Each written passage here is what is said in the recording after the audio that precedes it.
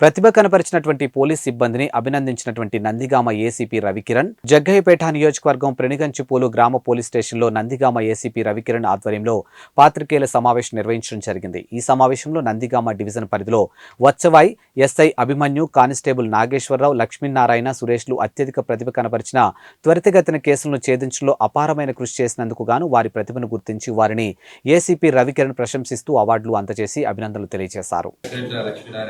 For his all the crime efforts, and as well as in this case, and also for achieving DGP Commendation Disc Medal. Congratulations.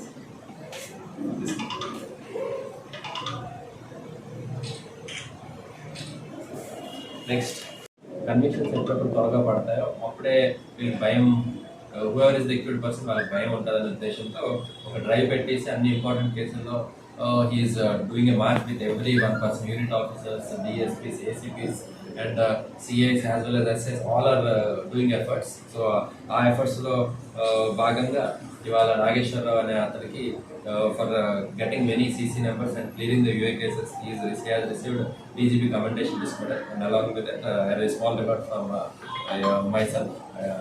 Congratulations Nageshwarrao.